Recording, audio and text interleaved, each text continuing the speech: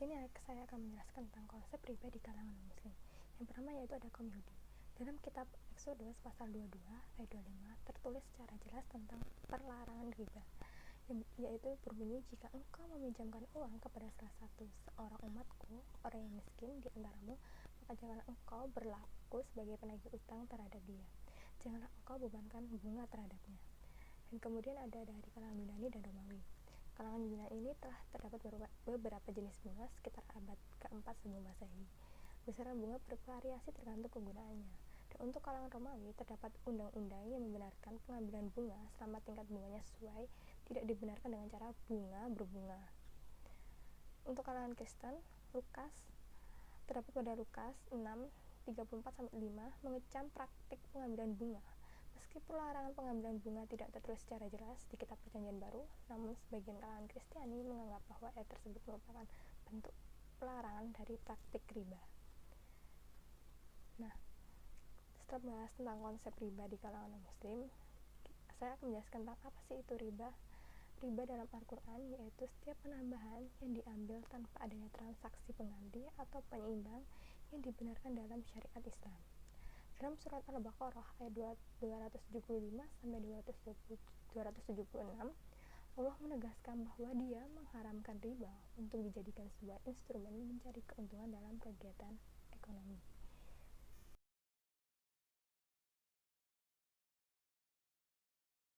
Mau menjelaskan tentang teori riba dan kategori hukum.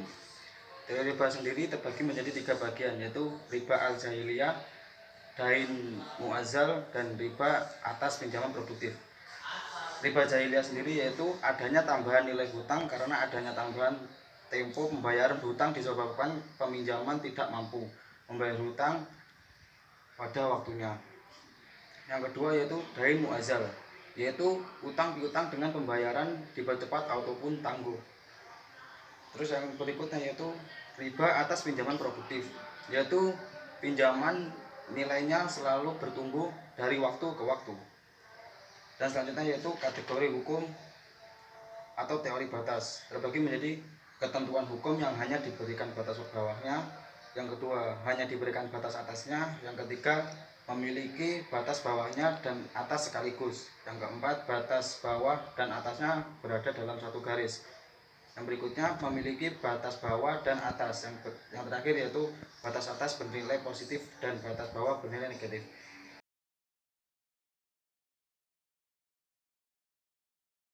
Macam-macam riba terdapat 2 jenis. Yang pertama yaitu riba nasi'ah.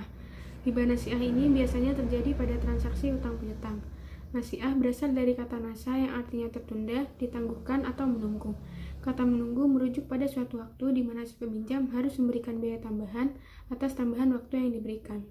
Walaupun sebenarnya terlihat baik karena si peminjam memberikan balas jasa kepada si pemberi pinjaman, akan tetapi dalam Islam tetap tidak diperbolehkan.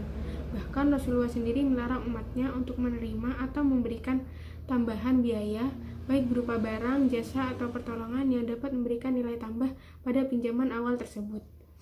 Yang kedua yaitu riba fadil. Riba fadil ini biasanya terjadi pada transaksi jual beli atau tukar-menukar barang. Pengertian riba fadil itu sendiri yaitu pertukaran dua barang yang sejenis dengan kadar yang berbeda. Di sini disebut riba karena kadar yang berbeda tersebut, karena dapat menimbulkan ketidakadilan ekonomi. Larangan riba dalam Al-Quran yang pertama tercantum pada Quran Surat Ar-Rum ayat 39. Ayat tersebut secara tegas menolak bahwa riba dapat menambah harta di sisi Allah. Yang kedua yaitu Quran Surat An-Nisa ayat 160 sampai dengan 161.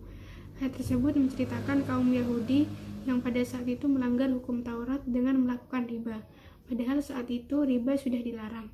Yang ketiga yaitu Quran Surat Ali Imran ayat 130 sampai dengan 131. Ayat tersebut menjelaskan bahwa riba dilarang, dan sifat umum riba itu sendiri yaitu yang berlipat ganda. Yang terakhir yaitu Quran Surat Al-Baqarah ayat 275 sampai dengan 281. Pada ayat tersebut ditekankan dua hal. Yang pertama yaitu jual beli tidak sama dengan riba, jadi diperbolehkan. Yang kedua yaitu barang siapa yang sudah melakukan riba agar berhenti melakukan atau memakan harta riba tersebut.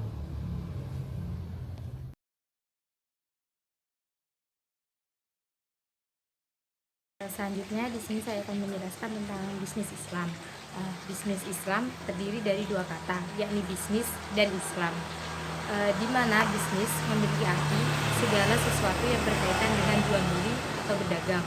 Sedangkan Islam atau syariah berarti sumber jalan yang lurus. Jadi bisnis Islam adalah segala sesuatu yang berkaitan dengan jual beli yang berlandaskan hukum syariah atau sistem Islam. Dalam berbisnis Islam kita juga harus memegang prinsip. Jadi itu tidak boleh diberikan kredit tetapi hibah atau sedekah. Selanjutnya dalam kondisi tertentu dibuka kemungkinan untuk memberikan kredit yang bebas bunga. Jadi kalau memang mau memberikan kredit tapi tanpa bunga. Selanjutnya dalam bank Islam tidak boleh ada kredit yang tempo pembayarannya tidak dibatasi hingga beban bunga yang harus dibayar lebih besar dari utang pokoknya. Jadi itu dalam bisnis Islam tidak boleh ada batasan tempo yang bunganya tuh sampai berlipat ganda sehingga lebih besar dari utang pokoknya.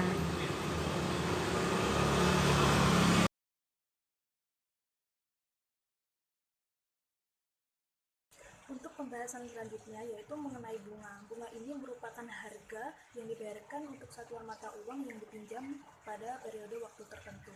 Nah, bunga ini biasanya terjadi pada bank-bank konvensional, di mana keuntungan yang diambil itu biasanya dalam bentuk persentase dan menjaga waktu bulanan atau tahunan terhitung dari jumlah uang yang dipinjam.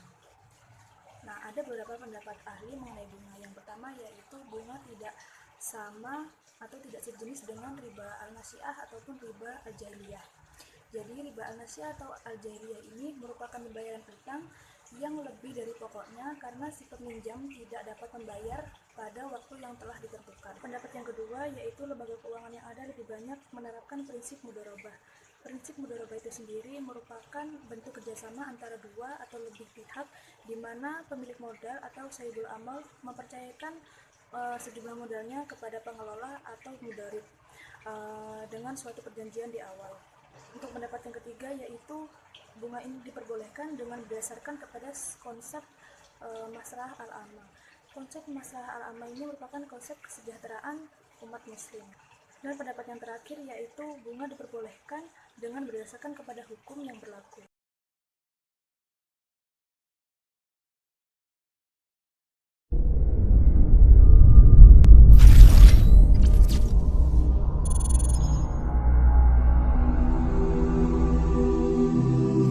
Antum pernah mendengar kisah nyata yang ditulis oleh seorang ibu ketika dia menuliskan tentang bagaimana haramnya tentang masalah riba.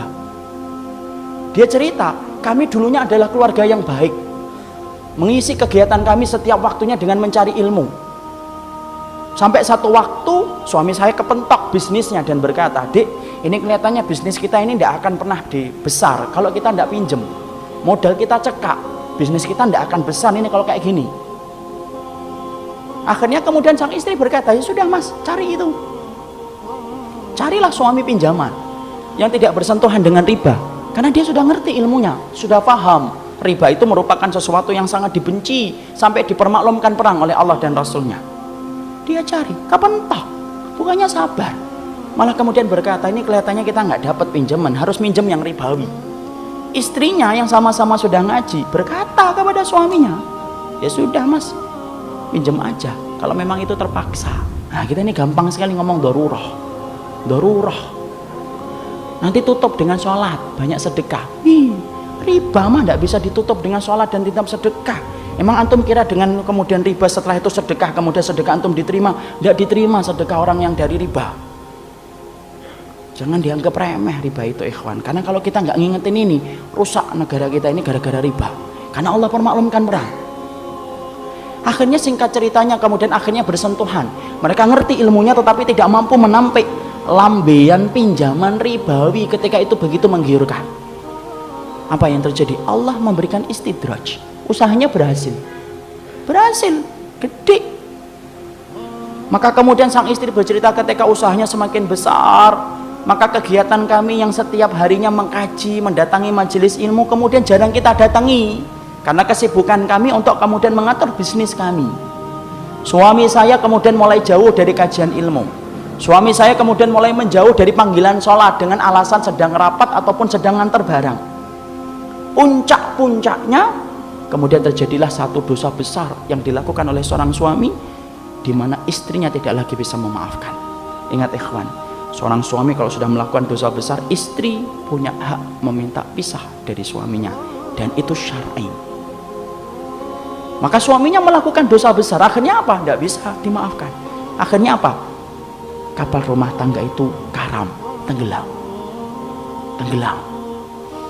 Yang menarik adalah ketika sang ibu menuliskan kisah nyata itu, saya baca, beliau mengatakan, saya tidak menyalahkan suami saya tidak menyalahkan bisnisnya, tapi yang saya salahkan adalah ketika kami sudah sibuk mengkaji ilmu, kami ngerti riba itu haram, tapi ternyata kami tidak mampu untuk meninggalkan, padahal kami tahu dosa yang dipermaklumkan perang di dalam kehidupan itu cuma satu dosa riba, dan kami berani mengambil itu. Sampai kemudian akhirnya Allah memberikan musibah dalam kehidupan kita.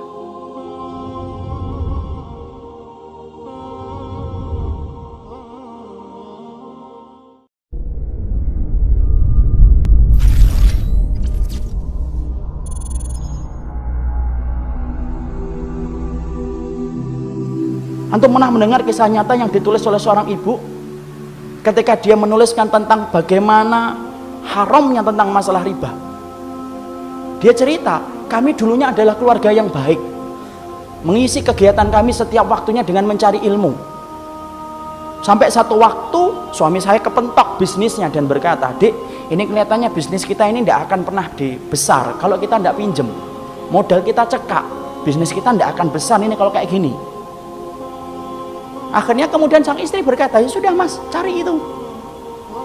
Carilah suami pinjaman yang tidak bersentuhan dengan riba." Karena dia sudah ngerti ilmunya, sudah paham riba itu merupakan sesuatu yang sangat dibenci sampai dipermaklumkan perang oleh Allah dan Rasulnya. Dia cari, kepentok, bukannya sabar, malah kemudian berkata, ini kelihatannya kita nggak dapat pinjaman, harus minjem yang ribawi. Istrinya yang sama-sama sudah ngaji berkata kepada suaminya, ya sudah mas, pinjam aja kalau memang itu terpaksa. Nah kita ini gampang sekali ngomong doruroh. Nanti tutup dengan sholat, banyak sedekah. Riba mah tidak bisa ditutup dengan sholat dan tidak sedekah. Emang antum kira dengan kemudian riba setelah itu sedekah, kemudian sedekah antum diterima? Tidak diterima sedekah orang yang dari riba. Jangan dianggap remeh riba itu ikhwan. Karena kalau kita nggak ngingetin ini, rusak negara kita ini gara-gara riba. Karena Allah permaklumkan perang. Akhirnya singkat ceritanya kemudian akhirnya bersentuhan. Mereka ngerti ilmunya tetapi tidak mampu menampik lambean pinjaman ribawi ketika itu begitu menggiurkan. Apa yang terjadi? Allah memberikan istidraj. Usahanya berhasil, gede.